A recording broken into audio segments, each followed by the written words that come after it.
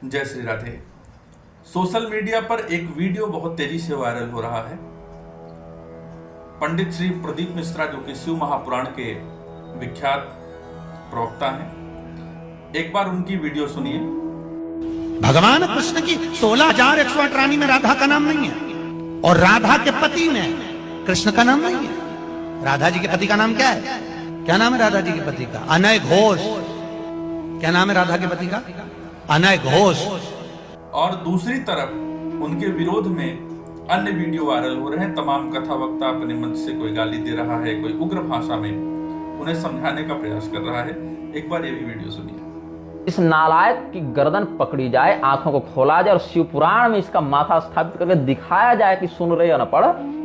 इनको संत नहीं, इनको हम दंडनीय मानते हैं, जूता खाने लायक व्यक्ति मानते हैं।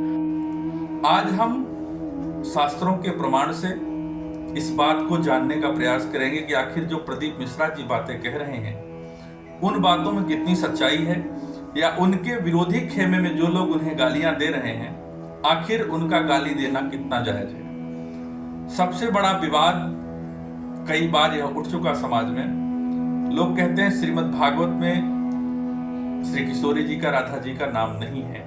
इसको लेकर के देश के कई बड़े संतों में भी आपने सुना तू मैं हुई। लेकिन आज सबसे पहले हमें प्रयास करेंगे कि आखिर राधा जी का नाम भागवत में क्यों नहीं है।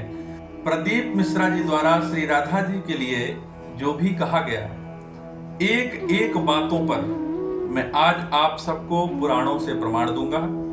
केवल एक पुराण का प्रमाण नहीं दूंगा, मैं आपको कई पुराणों का, कई ग्रंथों का, अपने शास्त्र का, हर जगह से निष्कर्ष निकाल करके मैं आप सबके समक्ष रखूंगा। हम ये जानने का प्रयास करेंगे कि श्री प्रदीप मिश्रा जी द्वारा जो बातें कही गई हैं वो कितनी प्रामाणिक हैं, कितनी सत्य हैं। दूसरी तरफ उनका जो विरोधी खेमा है, जो गालियां दे रहा है, जो मंच से लोग तमाम तरह से टिप्पणी कर रहे हैं, वो कहां तक सही है, कहां तक जायज है। सबसे ज्यादा विवाद जो अपने देश में हुआ सनातन धर्म के मध्य, वो श्री राधा जी के नाम को लेकर के है। लोग कहते हैं कि श्रीमद् भागवत महापुराण में श्री राधा जी का नाम नहीं है। तो सबसे पहले हम ये जानने का प्रयास करेंगे कि आखिर श्रीमद् भागवत महापुराण, जिसको हम सब श्री कृष्ण स्वरूप मानते हैं, ऐसे ग्रंथ में उनकी अर्धांगिनी शक्ति, उनकी आह्लादनी शक्ति, उनकी प्रकृति स्वरूपा श्री राधा जी का नाम क्यों नहीं है। मेरे भाई बहन, अभी हमारी जो पिछली कथा थी उसमें भी, प्रयागराज की भी कथा में हमने चर्चा किया है कि श्रीमद् भागवत महापुराण में श्री राधा जी का नाम क्यों नहीं है। अगर आप वो देखना भी चाहते हो तो हमारे चैनल पर वीडियो पड़ी हुई है। एक बार और पुनः बताएं आपको, श्री राधा जी श्री सुखदेव भगवान की गुरु हैं और श्री सुखदेव भगवान को इस बात का डर है कि यदि हम अपने गुरु का नाम लेंगे, श्री राधा रानी का नाम कहीं भी लेंगे तो सहज में समाधि लग जाएगी। और सुखदेव भगवान के पास समय की सीमा बंधी हुई है। समय की सीमा यह है कि महाराज परीक्षित को 7 दिन का ही समय, उसी 7 दिन में परीक्षित को मुक्त करना है। श्री सुखदेव भगवान डरते हैं कि यदि कहीं राधा का नाम हमसे निकल गया या हमने बोल दिया और मेरी समाधि लग जाएगी, तो परीक्षित का उद्देश्य जो यहाँ लेकर के परीक्षित बैठे हैं वह उद्देश्य पूर्ण नहीं हो पाएगा। इसीलिए श्री सुखदेव भगवान ने पूरे श्रीमद् भागवत महापुराण में कहीं भी श्री किशोरी जी का, राधा रानी का नाम उल्लेख नहीं किया। अब यह जानने का प्रयास करें कि श्री राधा जी हैं कौन। राधा नाम का अर्थ जो है, संस्कृत में राधा शब्द के अनेक अर्थ होते हैं। राध धातु से राधा शब्द बनता है। संस्कृत में जितने शब्द हैं वो सब धातु से बनते हैं। आराधना यानी उपासना जिनको कहते हैं हम लोग, राध धातु से होती है और उससे अप्रत्यय हो करके 2 अर्थ हो जाता है। पहला जब कर्म में अप्रत्यय होता है और दूसरा करण में अप्रत्यय होता है, तो दोनों में अर्थ अलग अलग हो जाता है। इसलिए राधा रानी के बारे में 2 अलग अलग अर्थ शास्त्रों में, वेदों में पाए जाते हैं। पहला अर्थ तो यह है कि जब कर्म में अप्रत्यय लगता है तब शब्द बनता है आराध्य, जिसकी सब आराधना करें, अर्थात जिसकी उपासना ब्रह्म श्री कृष्ण करें, उसका नाम है राधा। वेदों में कहा गया, राधोपनिषद कृष्णेन आराधते इति राधा, अर्थात श्री कृष्ण जिसकी आराधना करें उस तत्व का नाम है राधा। अच्छा, दूसरा अर्थ, जब कर्ण में अप्रत्यय लगेगा, कर्ण में अप्रत्यय होने से शब्द बनेगा आराधिका, अर्थात भगवान की आराधना करने वाली, अर्थात श्री कृष्ण की आराधना करने वाली। राधा आराध्य भी है और राधा आराधिका भी है, यानी आराधना करती भी हैं और उनकी आराधना होती भी है। यही बात ब्रह्म वैवर्त पुराण के प्रकृति खंड में कही गई। राधा भजति तम कृष्णम सचताम च परस्परम उभयोः सर्वसाम्यं च सदा संतो वदन्ति च। अब देखिए, राधा भजति स तम कृष्णम, राधा तम मतलब उस कृष्ण को भजती हैं, सचताम च परस्परम, कृष्ण भी राधा को भजते हैं। ब्रह्म वैवर्त पुराण के प्रकृति खंड में 48वें अध्याय में इस श्लोक का वर्णन है। और अब इसका मतलब श्री कृष्ण और राधा दोनों एक दूसरे के संपूरक हैं। श्री कृष्ण राधा जी को भजते हैं, श्री राधा जी कृष्ण को भजती हैं। मानस में बाबा ने भी यही लिखा, जैसे गिराय रथ जल बीच सम कहियत भिन्न न भिन्न। जैसे गिरा और अर्थ, वाणी और अर्थ के मध्य में कोई फर्क नहीं है, लगता तो है अलग अलग, लेकिन अलग नहीं, दोनों एक हैं। उसी तरह से श्री राधा रानी और हमारे श्री श्याम सुंदर दोनों दिखते अलग हैं पर हैं एक। और राधा शब्द का एक अर्थ क्या है? रा का मतलब प्राप्त करना है, पाना है, और धा का मतलब मोक्ष है, यानी जो मोक्ष को प्राप्त कर जाए वही श्री राधा रानी जी हैं। ब्रह्म वैवर्त पुराण के प्रकृति खंड के अध्याय 48 में श्लोक संख्या 35 से लेकर 48 तक श्री राधा जी के विषय में विस्तृत चर्चा की गई है। अगर लोग कहते हैं श्री राधा रानी का अस्तित्व नहीं है, तो ब्रह्म वैवर्त पुराण में राधा जी का नाम, राधा जी की चर्चा सैकड़ों स्थानों पर हुई है। यही नहीं, आप ब्रह्मखंड में चले जाइए, ब्रह्म वैवर्त पुराण के ब्रह्मखंड में आप जाएंगे, वहां भी आप यही बात पाएंगे। अध्याय 5 के श्लोक संख्या 25-26 में स्पष्ट कहा गया कि भगवान श्री कृष्ण के वाम भाग से श्री राधा रानी जी का प्रादुर्भाव हुआ। आप इसके अलावा भी राधा रानी को और खोजना चाहते हो, पद्म पुराण खोल लीजिए। पद्म पुराण में भी स्पष्ट है कि जो श्री कृष्ण की भार्या हैं वो साक्षात वृषभानुनंदिनी श्री राधा रानी जी। अच्छा, प्रदीप मिश्रा जी ने कहा कि श्री राधा जी भगवान श्री कृष्ण की 16,108 पटरानियों में से नहीं है। बिल्कुल सत्य कहा उन्होंने। भाई 16,100 कन्याओं को जो भौमासुर के यहां से भगवान ने मुक्त कराया, वो भगवान की पत्नियां बनी, और 8 अन्य पटरानियों की जो प्रारंभ में ही चर्चा होती है, रुक्मिणी जी, जाम्बवती जी, सत्यभामा जी, कालिंदी जी, मित्र वृंदा जी, सत्या जी, भद्रा जी और लक्ष्मणा जी, ये 8 उनकी मुख्य पटरानियां, और एक जो 16,100 कन्याओं को भौमासुर के यहां से मुक्त कराया भगवान ने, वो 16,100। तो 16,108 में से तो राधा जी का नाम नहीं है। अब आप कहेंगे ऐसा क्यों? राधा जी का नाम इसलिए नहीं है क्योंकि अभी अभी हमने आपको यह बताया कि श्री कृष्ण और राधा में भेद ही नहीं है।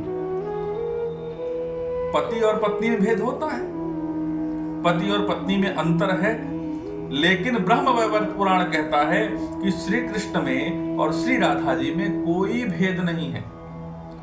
जब भेद नहीं है तो फिर पटरानी होना संभव नहीं है। दूसरे भाव में ले लें, आप दूसरे भाव में लीजिए। अब प्रदीप मिश्रा जी अगर यह बात कह रहे हैं कि श्री राधा जी का विवाह श्री कृष्ण के साथ नहीं हुआ, तो एक बार यह बात हम भी स्वीकार करते हैं, उसका प्रमाण भी आपको देते हैं। विवाह नहीं हुआ मतलब पटरानियों में नाम नहीं आया।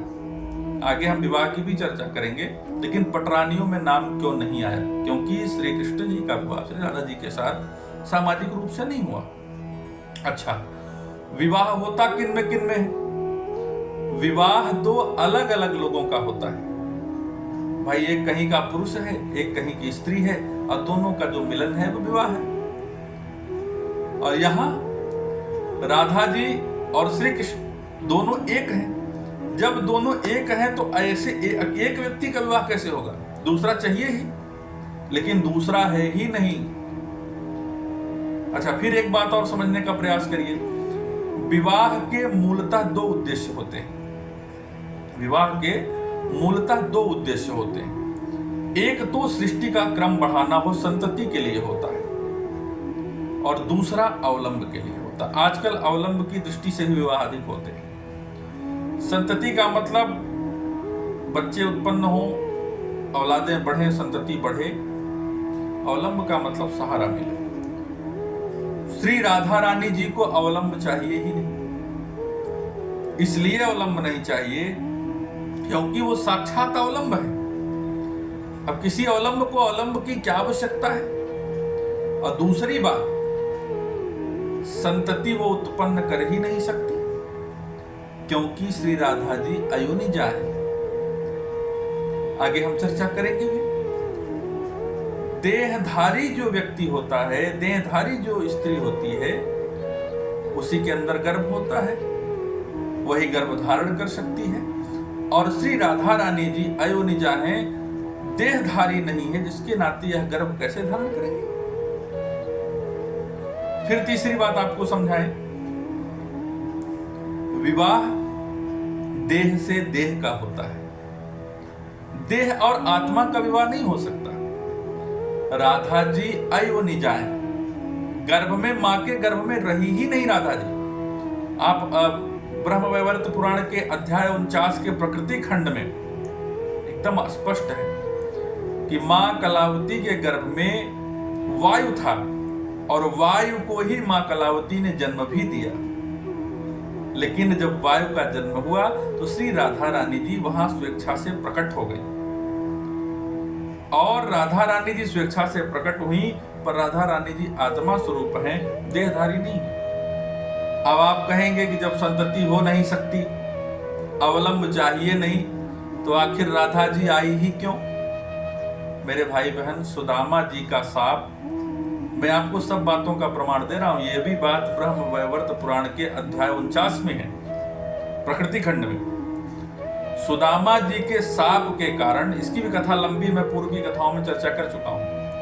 सुदामा जी के शाप के कारण और भगवान की लीला की पूर्णता के लिए श्री राधा रानी जी ने धरती पर आना स्वीकार किया, और आत्मा स्वरूप में आई, देह स्वरूप में नहीं आई। भगवान के वक्षस्थल में श्री राधा रानी जी का निवास है। और सुदामा जी का शाप था कि धरती पर आएंगे तो कृष्ण से अलग रहना पड़ेगा, वियोग में रहना पड़ेगा। इसलिए श्री राधा रानी जी का अवतार हुआ, सुदामा जी के शाप को भुगतने के लिए और भगवान श्री कृष्ण की लीला को पूर्ण करने के लिए। अब प्रदीप मिश्रा जी कहते हैं कि उनका विवाह रायण नामक एक पुरुष से हुआ, व्यक्ति से हुआ। बिल्कुल सही कहते हैं वह।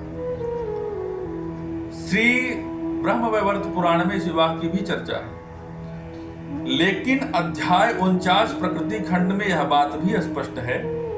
जब राधा रानी जी स्वयं प्रकट हुई, 12 वर्षीय हुई, 12 वर्ष की हुई, वृषभानु जी विवाह के लिए विचार करने लगे, कहां विवाह हो। तो रायण नाम के एक व्यक्ति से विवाह तय किया। श्री राधा रानी जी को जब यह बात पता चली तो उन्होंने अपने मूल स्वरूप को, जो भी कन्या के रूप में, 12 वर्षीय कन्या के रूप में वृषभानु जी के यहाँ थी, वो अपना स्वरूप वहां से हटा करके वहां अपनी छाया स्थापित कर दी। अब यहाँ पर शंका करने की बात बिल्कुल नहीं है। रामचरितमानस में यही घटना होती है। जब भगवान श्री रामचंद्र जी जानकी जी से कहते हैं कि जब लग करम निशाचर नासा, तब लग करम अगिन महुबासा। सीता जी ने 2 स्वरूप बनाए, आज श्री राधा जी ने भी अपने 2 स्वरूप बनाया। एक तो वृषभानु जी के घर में है, छाया स्वरूप में हैं और एक वहां से आकर के भगवान के वक्षस्थल में निवास कर रही हैं और समय समय पर प्रकट होती हैं, रास में लीला करती हैं भगवान के साथ। अच्छा, रायाण भी कौन है? छोटा व्यक्ति नहीं, साधारण नहीं है, ये भगवान के अंशभूत गोप है गोलोक में, और यहां रायाण बनने के लिए भगवान ने इसको कहा है। भगवान के रोम छिद्रों से गोपों का जन्म हुआ और श्री राधा रानी जी के रोम छिद्रों से गोपियां प्रकट हुई जो गोलोक में नित्य निवास करती हैं। ये सब तो कुछ समय के लिए लीला करने के लिए आते हैं, कुछ समय के लिए, बाकी नित्य ये लोग गोलोक में निवास करते हैं। पूरा जितना आप देख रहे हैं ना, कंस से लेकर के कृष्ण तक सब लोग गोलोक में नित्य निवास करते हैं। अब आप कहेंगे कि गर्ग संहिता में श्री राधा रानी जी के विवाह का वर्णन है, मैंने भी अध्ययन किया है, लेकिन अब आप गर्ग संहिता में देख लें। अच्छा, प्रकृति खंड जो है ब्रह्म वैवर्त पुराण का अध्याय 48 में, अध्याय 49 में, दोनों में राधा रानी जी के चरित्रों का वर्णन है, विवाह का भी वर्णन आया है। लेकिन प्रकृति खंड में जो विवाह है वो उसी छाया से हुआ जिस छाया की मैं भी चर्चा कर रहा था। राधा रानी की जो छाया है वो रायण के साथ उनका विवाह संपादित हुआ। अच्छा, जो गर्ग संहिता में विवाह का वर्णन है, यहां तो भगवान नंद जी के साथ भांडीर बन गए थे, भगवान बाल्यावस्था में थे, वहां मौसम थोड़ा प्रतिकूल हुआ, नंद बाबा डरे, अंत में श्री राधा रानी जी का प्राकट्य होता है और नंद बाबा उनके हाथों में लाला को सौंप देते हैं, इसलिए कि रक्षा करिए देवी, आप प्रकृति स्वरूपा हैं। लेकिन जब नंद बाबा वहां से चले गए, श्री राधा रानी जी ने, भगवान श्री कृष्ण ने सुंदर वेश धारण किया और स्वर्ण के सिंहासन पर विराजमान हुए। छटा इतनी सुंदर, बहुत ध्यान से सुनिएगा, बहुत अच्छी बात है, छटा इतनी सुंदर कि देवता वंदना करने लगे। यहां पर ब्रह्मा जी आते हैं और ब्रह्मा जी ने 9 श्लोकों में भगवान की, श्री राधा रानी की बड़ी सुंदर वंदना की। यदाम युवाम प्रीतियुतौ च दंपति परात् परौ तावनुरूप रूपितौ तथापि लोक व्यवहार संग्रहात् विधिं विवाहस्य तु कारयाम्यहम्। समझ में आई बात? यहां पर ब्रह्मा जी स्पष्ट कहते हैं कि यदाम युवाम प्रीतियुतौ च दंपति, आप तो परात्पर ब्रह्म हैं, परस्पर एक साथ रहने वाले हैं, आपका रूप अलग अलग भी नहीं है, आप तो एक ही हैं। लेकिन लोक व्यवहार संग्रह के लिए मैं आपका विवाह कराना चाहता हूं। यहां याचना कर रहे हैं ब्रह्मा जी, आदेशात्मक नहीं है, निवेदनात्मक है, याचनात्मक है। और भगवान प्रसन्न मुद्रा में बैठे हैं श्री राधा रानी जी के साथ। तो जब अपने वंदना के क्रम में श्री ब्रह्मा जी ने 9वें श्लोक में इस बात को कहा कि मैं आपका विवाह कराना चाहता हूं, कार्याम्यहम्, मैं कराऊंगा, कराता हूं।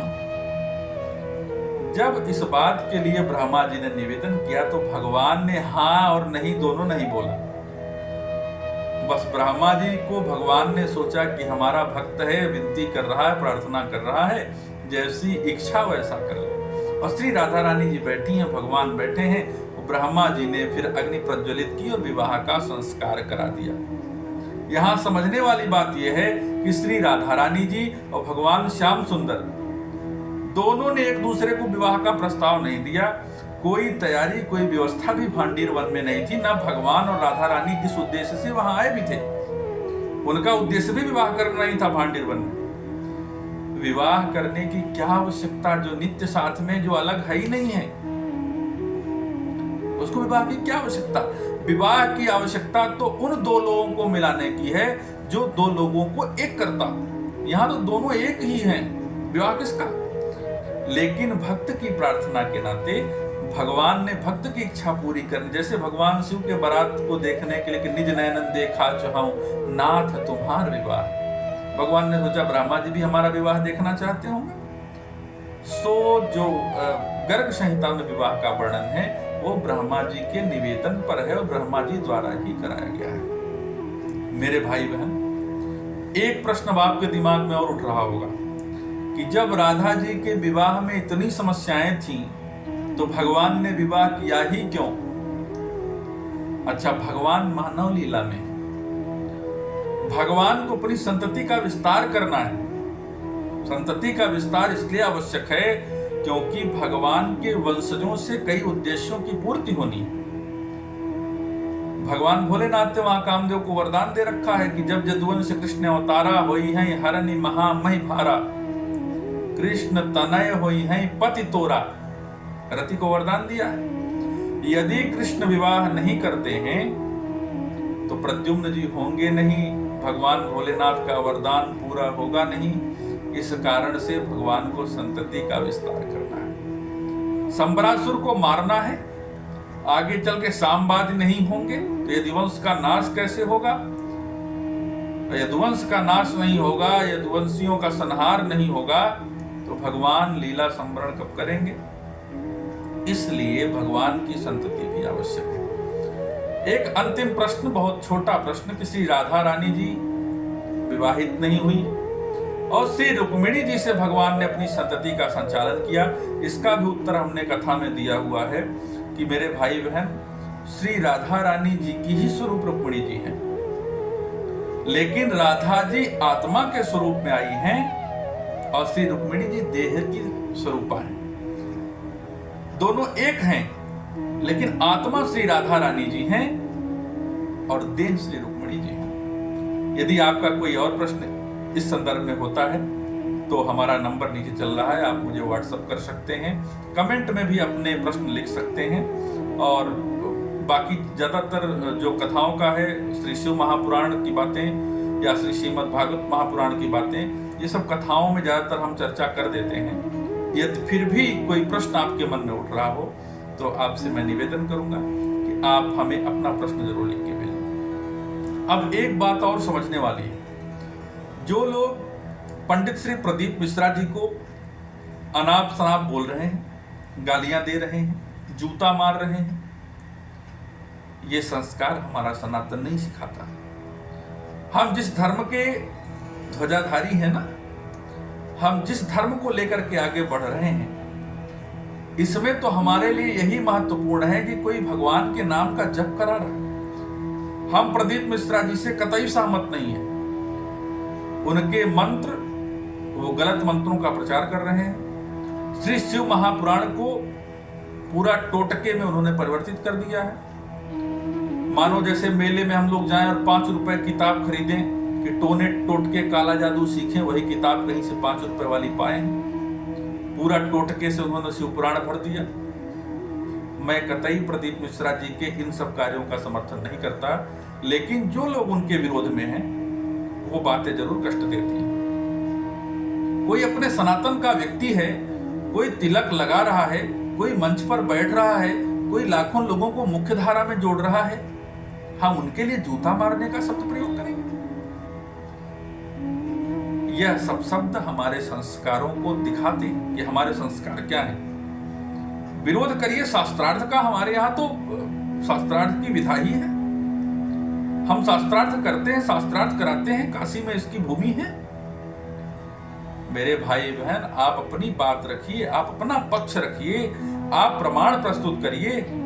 गाली दे करके, भला बुरा बोल करके, जूता मार करके ऐसे आप अपने धर्म को बढ़ाएंगे? आप अपने तिलक का लिहाज करें, आप अपने वेश का लिहाज करें, आप अपनी मर्यादा का लिहाज करें, आप अपने धर्म का लिहाज करें, आप अपने मंच का लिहाज करें। ये बात कतई शोभनीय नहीं है। मैंने कई ऐसे वक्ताओं को सुना जो प्रदीप मिश्रा जी को सैकड़ों गाली दे डाले मंच से। ये सनातन का सिद्धांत नहीं है, ये सनातन का संस्कार नहीं है। सनातन का संस्कार ये है कि जो बातें आपको ठीक नहीं लग रही हैं। अच्छा, एक बात और, मैंने जितने लोगों को सुना सब एकदम सीधे जवाब दे रहे हैं कि गर्ग संहिता में लिखा है राधा जी का विवाह हुआ है। भाई फेसबुक व्हाट्सएप का कॉपी पेस्ट मत चलाओ, खुद भी पढ़ो। मैं तो कह रहा हूं रामायण के साथ विवाह का वर्णन ब्रह्मवैवर्त पुराण में, लेकिन कौन सी राधा जी के साथ है? छाया रूपी राधा। शिव पुराण के वक्ता प्रदीप मिश्रा जी ने कहीं सुना होगा कि रामायण के साथ विवाह हुआ है? हाँ, उनको ये नहीं पता कि छाया के साथ हुआ है। जैसे वही महाभारत वाली हाल हो गई, अश्वत्थामा हतो, इतना सुनने के बाद शंख बज गया, नरो वाक कुंजरो सुनाई ही नहीं पड़ा। प्रदीप मिश्रा जी सुन ही नहीं पाए कि छाया रूपा थी या साक्षात श्री राधा जी थी। इसलिए किसी के विरोध के पूर्व इतना विचार करें कि हम किस मंच पर बैठे हैं। ये जो लोग विरोध कर रहे हैं ना, मैं आपको स्पष्ट बताता हूं कि ये लोग स्वयं में अल्पज्ञानी हैं, कॉपी पेस्ट का बाजार चला रहे हैं। ये सब बातें उचित नहीं है। आप जमकर विरोध करिए, प्रमाण देकर के विरोध करिए। गाली देकर के विरोध करना सनातन की सभ्यता नहीं है, सनातन की संस्कृति नहीं है। आप सबसे आग्रह है कि अगर ये वीडियो आपको ठीक लगी हो, अच्छा लगा हो और ऐसा लगा हो कि हमने सप्रमाण कुछ चीजों को प्रस्तुत कर दिया है, तो आपसे आग्रह कि इस वीडियो को शेयर करने का प्रयास करिए। मेरी कोई यह भावना नहीं है कि मैं इस वीडियो के थ्रू बहुत हाईलाइट हो जाऊं। मेरी यह भावना है कि जिन लोगों के मन में भ्रम चल रहा है उन लोगों का भ्रम दूर हो, सब लोग सनातन की मुख्य धारा से जुड़ें और हम सब मिल करके जो जैसे हैं वैसे ही भगवान के गुण में, स्वरूप में आनंद लेते हुए अपने जीवन को कृतार्थ करेंगे। जय श्री राधे।